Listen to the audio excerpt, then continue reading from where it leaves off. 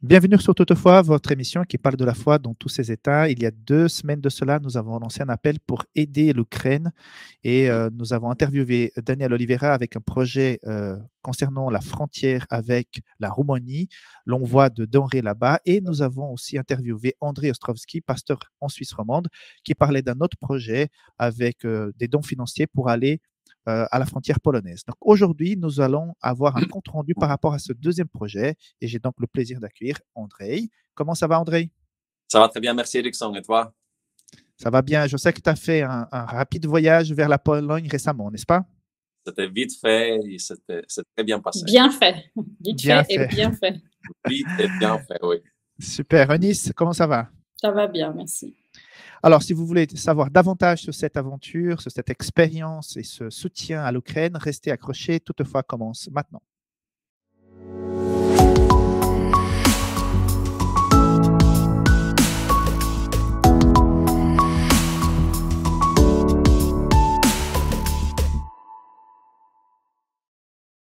Alors, comme annoncé au départ, nous allons interviewer aujourd'hui André.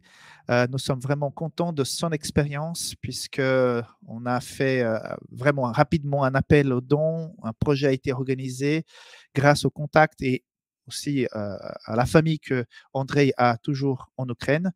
Et on voudrait savoir davantage comment cela s'est passé. Tout d'abord, André, comment les gens ont réagi à cet appel aux dons qui a été fait par Espoir Média, par tes contacts, par tes amis, tes connaissances? Comment les choses se sont organisées après l'appel qui a été lancé? Donc, je suis très reconnaissant pour tout le soutien et les gens qui se trouvent en Ukraine, ils sont énormément reconnaissants pour toute l'aide.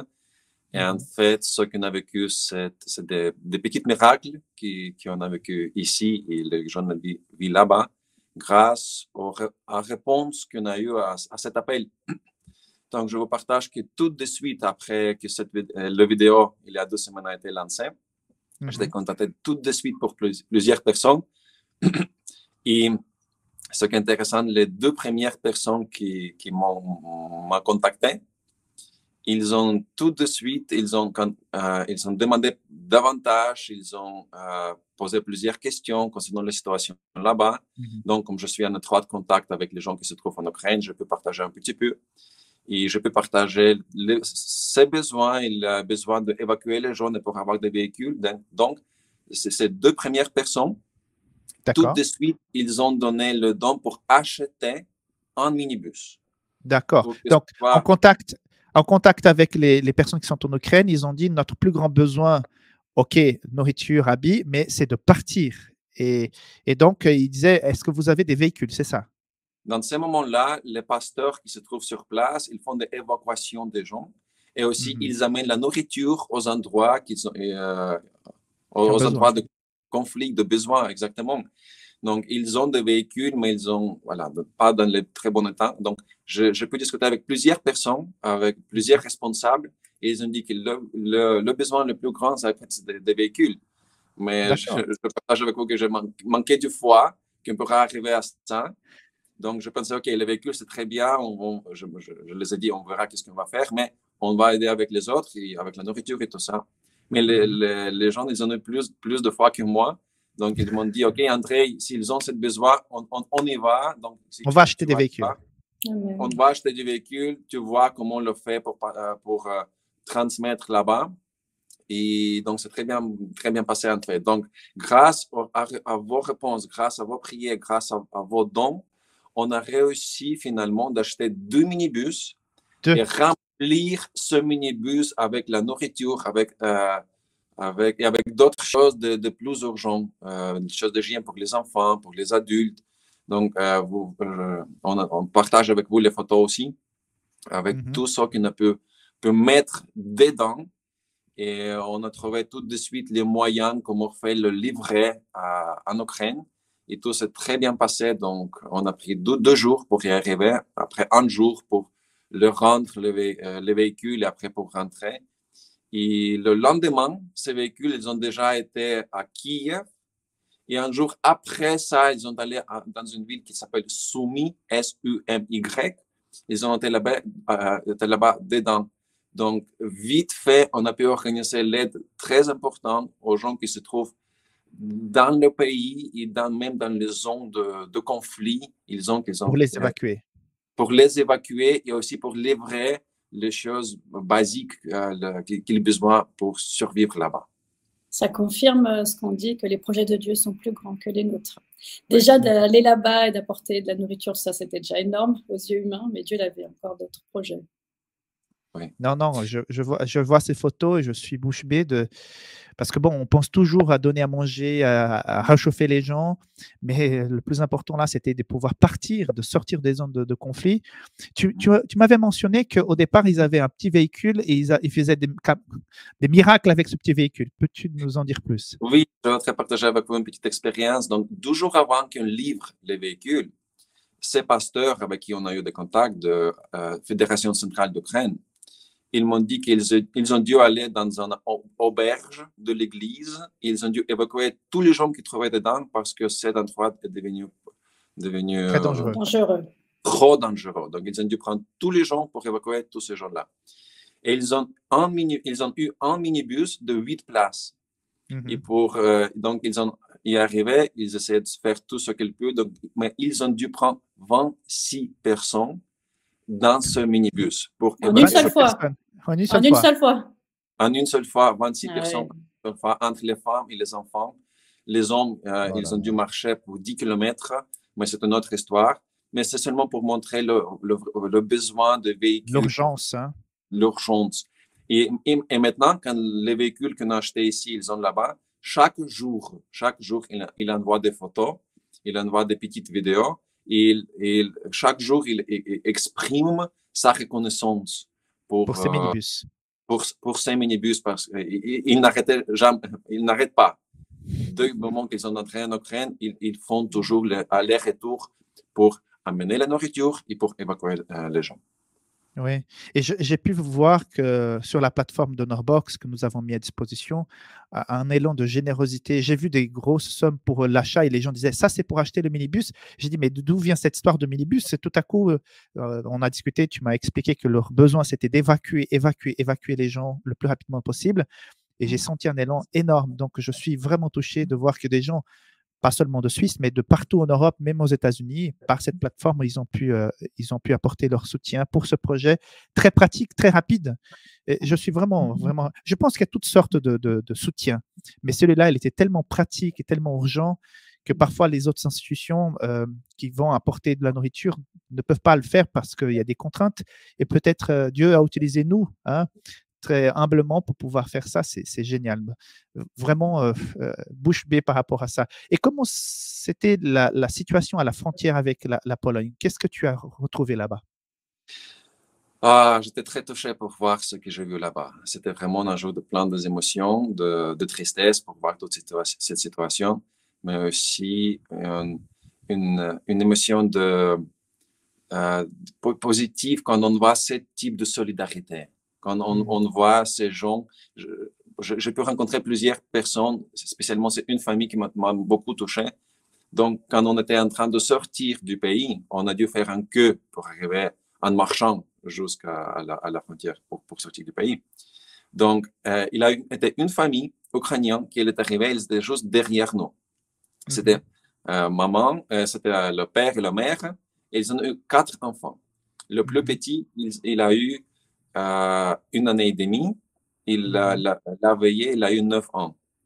Donc, c'était une famille de 6 personnes.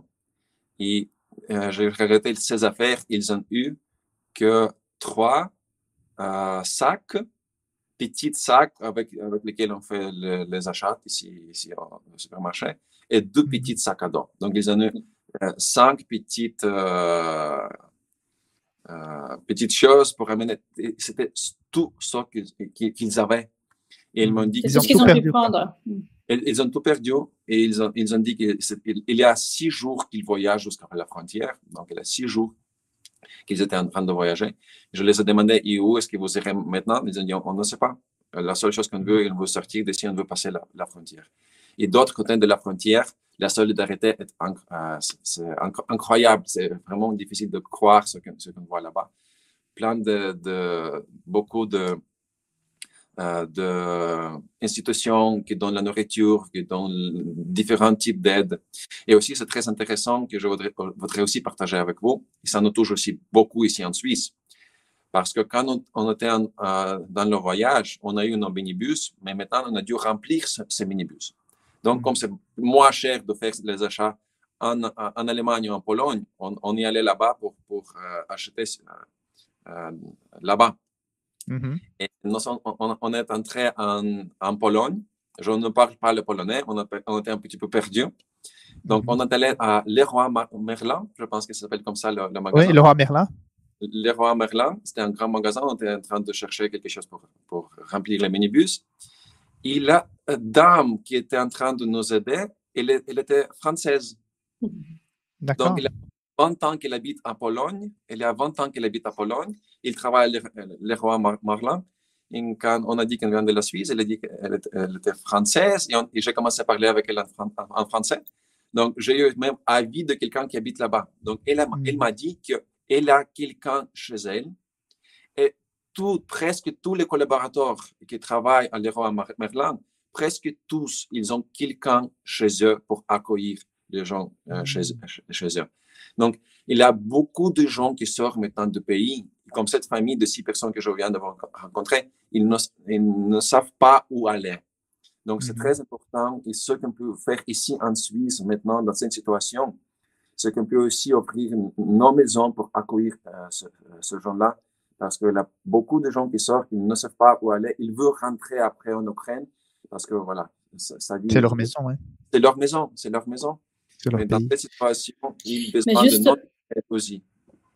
Justement, c'est quoi leur état d'esprit? Parce que tu dis qu'ils veulent rentrer chez eux après. On voit des images de destruction du pays, tout ça. Ils ont espoir que ça ne dure pas longtemps et qu'ils puissent rentrer chez eux? Ils ont espoir de rentrer chez eux. Ils ont espoir. Il y a beaucoup de monde qui ne sort pas. Ils ont dit ça chez moi, donc on reste là. Ils partent pas. Ils restent volontairement en Ukraine. Il y a beaucoup de gens qui restent là-bas, mais il y a beaucoup de gens qui partent avec l'espoir. J'ai eu l'opportunité de discuter avec plusieurs personnes. Donc, ils ont l'espoir de rentrer chez eux après toute cette crise. Ouais. Pardon, vas-y, Eunice. Je veux dire qu'il y a une chaîne de prière qui s'est créée au sein de la Fédération suisse. Justement, on prie pour qu'il y ait la paix le plus vite possible, un cessez-le-feu. Donc, on prie pour ça et quand on voit les miracles que Dieu fait pour acheminer de l'aide là-bas, on peut croire qu'il entend nos prières et qu'il va répondre. Et on espère pour eux que très rapidement, ça pourra s'arrêter et qu'ils pourront rentrer chez eux. Oui, cette chaîne de prière était intéressante. Je pense qu'on a déjà 200 personnes dans ce groupe. On va mettre le lien ici en bas. Si vous voulez rejoindre ce groupe d'intercession, il faut juste cliquer sur le lien et vous accédez directement au groupe si vous nous regardez via téléphone portable. Je voudrais aussi, profitant de ce que tu as dit de l'accueil, dire que ADRA Suisse travaille déjà dans l'accueil de réfugiés ukrainiens en Suisse parce qu'ils arrivent déjà. Il y a une semaine ou 5 jours en arrière, j'ai entendu parler de 1600, 1700 réfugiés qui sont déjà sur le territoire suisse, mais il y a d'autres qui vont arriver. Et si vous, que nous regardez maintenant, si vous souhaitez accueillir, si vous avez de la place chez vous pour accueillir des réfugiés, vous pouvez contacter ADRA Suisse qui va vous mettre en contact avec les services. Ou si vous accueillez quelqu'un parce que vous avez des liens, je pense qu'il faut annoncer à l'État que vous accueillez quelqu'un. ADRA aussi peut vous aider. Il y a aussi un bon qu'ADRA fournit au départ pour les premiers besoins quand la famille arrive, pour acheter les choses qu'il faut. Et surtout, la Confédération suisse a décidé de donner une autorisation de séjour assez exceptionnelle, j'ai oublié le nom de l'autorisation, qui permet rapidement à ces personnes d'accéder à l'école, les enfants pour aller à l'école, et aussi au marché du travail carrément. Donc, pour que ces familles puissent être vraiment rapidement fonctionnelles et insérées dans la société ici, elles ne seront pas dans l'inégalité. Si c'est des réfugiés ukrainiens, il y a un régime spécial qui s'est mis en place et ça, c'est vraiment génial. Donc, avec ADRA Suisse, vous pourrez savoir davantage comment aider ces réfugiés ukrainiens qui arrivent en Suisse. Voilà. Donc, d'autres questions, Eunice, à notre missionnaire qui est parti en Pologne amener ses véhicules. C'était inattendu, hein, mais quand je vois ces images de ces véhicules remplis et que j'imagine aujourd'hui qu'ils n'arrêtent pas de rouler pour transférer, pour amener des gens à des zones plus sécures, ça, c'est vraiment, vraiment touchant, quoi. Non, je remercie André parce que c'est… Quand on aurait pu aider de 1000 manières, mais aider via quelqu'un qu'on connaît, on sait où ça va être, où les denrées vont être différent. emmenées, où l'argent va, et d'avoir un retour, d'avoir des photos de ce qui a été fait avec l'argent qu'on a pu donner, voilà, ça change tout, c'est différent. Et je vais savoir comment lui se sent par rapport à tout ce qu'il a vu, parce que voilà, c'est quand même pas évident. Est-ce que ça va, toi? Oui, donc les besoins, ils sont grands là-bas. Quand les besoins, ils sont grands, il y a plein Tu d'institutions. continues avec ton cœur un peu là-bas. Oui, on Oui, continue de prier, on continue de soutenir avec ce qu'on peut. Maintenant, ici, pratiquement en Suisse, ce qu'on peut faire entre nous tous, c'est d'accueillir les gens qui viennent d'Ukraine, parce qu'ils cherchent un endroit où se réfugier pour quelques instants. Mais personnellement aussi, je reste attentif aux besoins sur place. J'ai plusieurs contacts là-bas avec les responsables de l'Église, responsables de différentes institutions là-bas. Donc aussi, on reste attentif à ces besoins et que Dieu nous utilise à tous pour être des petites lumières aux gens qui se trouvent là-bas. tout à fait. Donc, je mets ici ton email si jamais les gens veulent savoir davantage de la situation là-bas, puisque tu as dit que voilà, tu as des connaissances, tu as de la famille qui est dans la région, donc tu as une source primaire d'information. Donc, je mets ici ton courrier et merci de rester attentif à tout ce qui se passe là-bas, parce que parfois les médias et les autres informations peinent à arriver, et avoir quelqu'un qui a des informations fraîches et directes avec les responsables en Ukraine, c'est vraiment précieux. Et je vous invite donc à partager avec tes amis cette émission. Et si donc vous souhaitez soutenir Espoir Média, voici notre plateforme. C'est vrai que le besoin plus important maintenant, c'est l'Ukraine, mais voilà, on voudrait aussi participer à la communication de ce qui se passe en Suisse et aussi en Europe. Et si vous voulez nous contacter, voilà, contact@espoirmedia.ch. Merci beaucoup, André, que Dieu puisse te bénir. Merci de ce que tu as fait. C'était extraordinaire. Et prions parce que cette semaine, les denrées partent vers la Roumanie pour aider donc les réfugiés qui arrivent en Roumanie, donc à travers le CSA avec Daniel Oliveras. Donc, merci beaucoup de votre participation. Je dis à tout bientôt sur Espoir Média. Bye bye. Eunice, merci beaucoup. Merci à tout le monde. Merci. I'll be cautious. I want you. I want you. Would you believe me if I told you I want you? I want you. I want you. Would you believe me if I told you?